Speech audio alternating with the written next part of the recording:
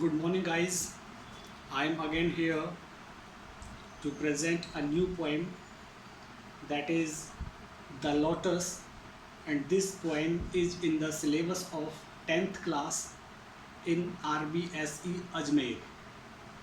So, before discussing about the theme of the poem, I am going to tell you about the structure of the poem. As you know, this poem, The Lotus, it is written in 14 lines. And each poem which is written in 14 lines by a poet, that poem is called a sonnet. Means to say, this The Lotus poem, it is a sonnet because it is written in 14 lines. Now, I will take you in the history of the sonnet, how this form was developed by different poets and who was the real inventor of this sonnet, or in other words we can say who was the founder or who was the father of the sonnet. So I will take you towards the history of the sonnet. First I will tell all this in English, then I will translate in Hindi also, so we will understand about sonnet in both the languages. I will go bilingual. I will go through bilingual method. So as I told you, a poem of 14 lines is called a sonnet. This sonnet form was developed by Petrarch. So Petrarch is the father of sonnet, or he is the real inventor of the sonnet. What did he do? He divided the 14 lines into two parts.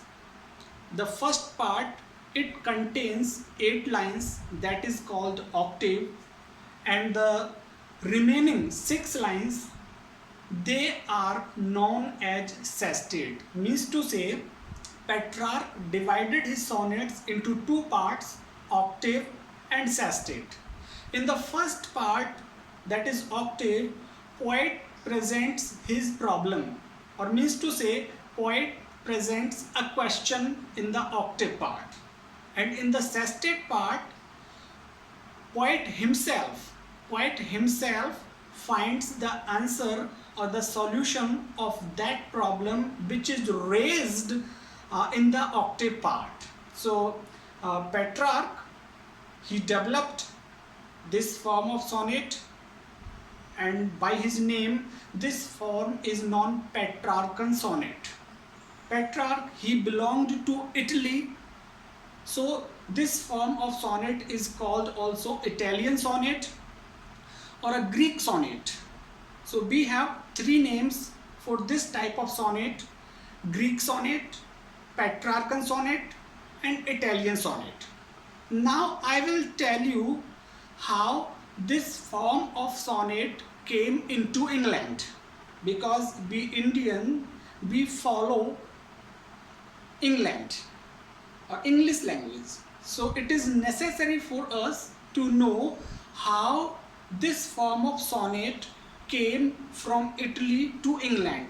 These two persons, Wyatt and Surrey, these two persons, they brought this form of sonnet from Italy to England, and the same type of structure or the same type of pattern, octave and sestet, was followed by Wyatt and Surrey. Then in the 16th century, 2 great poets of English literature, first came Edmund Spenser, then came William Shakespeare. Edmund Spenser changed the form of sonnet. He changed octave and sestet. What did he do? He divided the sonnet, or he divided these 14 lines into 3 stanzas of each line, and at the last a couplet of 2 lines. Then the rhyming scheme of a Spenserian sonnet was AB, AB, BC, BC, CD, CD, and EE. Later on, William Shakespeare, in the same age, Elizabethan age, Shakespeare changed a little bit in the rhyming scheme of the sonnet. What did he do? He also divided his sonnet into 3 stanzas of 4 lines each and followed by a couplet. But the rhyming scheme was changed by William Shakespeare. The rhyming scheme of William Shakespearean sonnet was AB, AB, CD, CD, EF, EF, G, G.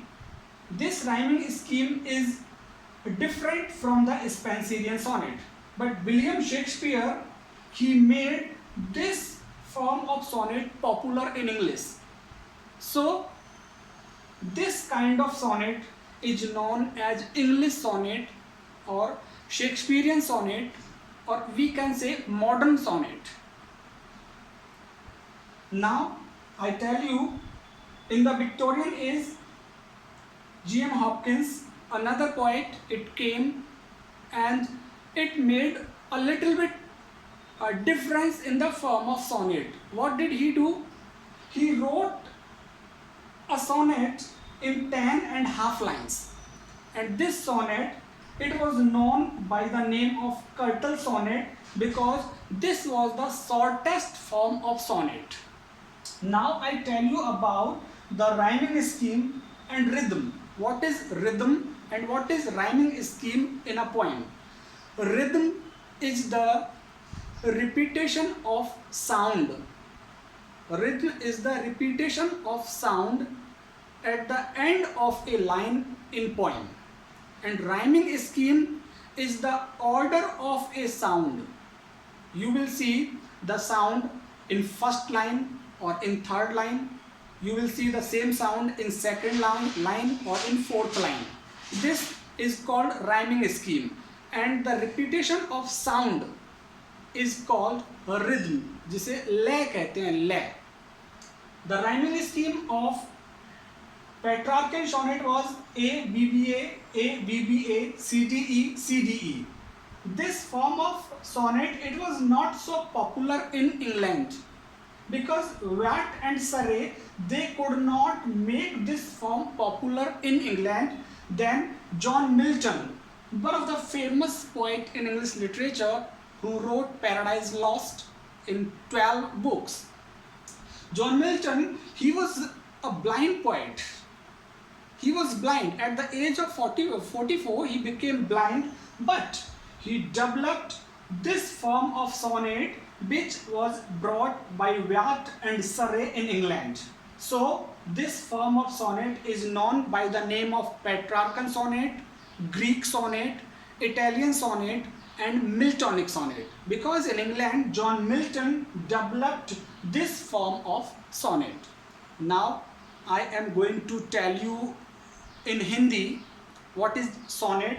Sonnet एक कविता है जो 14 पंक्तियों की होती है. सबसे पहले जो sonnet था वो पेट्रार्क के द्वारा लिखा गया. पेट्रार्क एक ग्रीक पोइट था, इसलिए पेट्रार्क को sonnet का पिता भी कहा जाता है. और चूंकि ये इटली से था, इसीलिए पेट्रार्क द्वारा जो विकसित सोनेट था उसको पेट्रार्कन सोनेट, इटालियन सोनेट और ग्रीक सोनेट के नाम से जाना गया. पेट्रार्क ने क्या किया, अपनी 14 लाइनों को 2 हिस्सों में बांटा, 8 लाइन और 6 लाइन. 8 लाइन को उसने ऑक्टेव नाम दिया, 6 लाइनों को उसने सेस्टेट नाम दिया. ऑक्टेव वाली जो हिस्सा था उसमें अपनी प्रश्न को रखा, उसने अपनी समस्या को रखा, और सेस्टेट वाले हिस्से में उसने उस समस्या और प्रश्न के आंसर को रखा है, जिसकी राइमिंग स्कीम ABBA, CDE और CDE थी. इस फॉर्म ऑफ सोनेट को व्याट एंड सरे, ये 2 पोइट थे, इंग्लिश पोइट, वो इंग्लैंड लेकर के आए, लेकिन ये दोनों इस फॉर्म को ज़्यादा पॉपुलर नहीं बना सके इंग्लैंड के अंदर. 14 पंक्तियों की लाइन को सोनेट कहा जाता है, और इंग्लैंड में एडमंड स्पेंसर ने उन 14 पंक्तियों को 4 हिस्सों में डिवाइड कर दिया। 3 स्टैंजा बनाए उसने 4-4 लाइन के, और अंत में 2 लाइन का एक कपलेट, एक दोहा रखा, जिसकी rhyming scheme A B B C C D E थी। बाद में विलियम शेक्सपियर ने उसी पैटर्न को फॉलो किया जिसको डेवलप किया था एडमंड स्पेंसर ने, लेकिन राइमिंग स्कीम विलियम शेक्सपियर की थोड़ी अलग थी।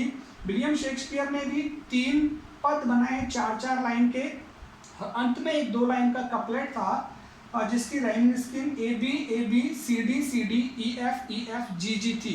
तो अभी तक हमने 14 लाइनों की कविता, जिसको सोनेट के नाम से जाना जाता है, उसके बारे में पढ़ा। बाद में विक्टोरियन एज की बात करें तो एक पोएट आए जीएम हॉपकिंस ने अपने सोनेट को, एक ही सोनेट था जिसको 10.5 लाइन्स में फिनिश किया, 10.5 लाइन में खत्म कर दिया। सबसे शॉर्टेस्ट फॉर्म थी ये सोनेट की, इसीलिए इसको कर्टल सोनेट के नाम से जाना जाता है। एक बार फिर से मैं आपको यहाँ लेके आऊँगा कि व्याट और सरे इस फॉर्म को, ऑक्टेव और सेस्टेट वाली फॉर्म को ज़्यादा पॉपुलर इंग्लैंड में नहीं कर सके थे। इसको पॉपुलर करने का काम किया था जॉन मिल्टन ने, जो कि एक अंधा था आँखों से। ये कवि 44 साल की उम्र पे ये अंधा हो गया था। इसने इस फॉर्म को, ऑक्टेव और सेस्टेट वाली फॉर्म को लोकप्रिय बनाया, इसीलिए इसको Petrarchan sonnet, Italian sonnet, Greek sonnet और मिल्टोनिक सोनेट के नाम से जाना जाता है। अब मैं हमारी पोएम के ऊपर आता हूँ। द लोटस जो कविता तोरू दत्त ने लिखी है वो पेट्रार्कन सोनेट के रूप में है, या हम कहें मिल्टोनिक सोनेट के रूप में है। जिस तरह से जॉन मिल्टन ने ऑक्टेव और सेस्टेट पार्ट रखा है, उसी तरह तोरू दत्त ने द लोटस पोएम के अंदर ऑक्टेव और सेस्टेट पार्ट रखा है। पहले ऑक्टेव में उसने अपने प्रश्न को रखा है, समस्या को रखा है, और सेस्टेट वाले पार्ट में उसने उस समस्या या प्रश्न का हल रखा है। अब इसका मैं एक पार्ट 2 तैयार करूँगा, जहाँ पे आपको यहाँ सोनेट लिखा हुआ दिखाई देगा, द लोटस, और फिर उसको इंग्लिश में पहले उसकी समरी करेंगे, और फिर उसको लाइन बाय लाइन हम हिंदी में उसको एक्सप्लेन करेंगे। आई होप कि आपको ये पसंद आया होगा। यदि आपको ये पसंद आया है तो आप मेरे चैनल को लाइक एंड सब्सक्राइब जरूर करें, जिससे कि मुझे मोटिवेशन मिलता रहेगा और मैं अपने अच्छे से अच्छे वीडियो आपके सामने देता रहूँगा। बहुत बहुत धन्यवाद।